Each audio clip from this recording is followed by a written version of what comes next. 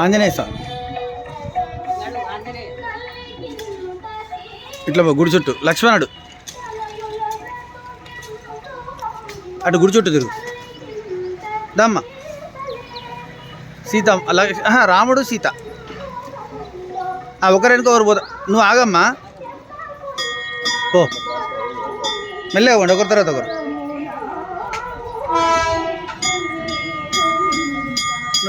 నువ్వు అందరికంటే ముందు ఉండాలి మంగళహారతి ఫస్ట్. దా దా ఒక్క చుట్టూ తిరిగి రాపో.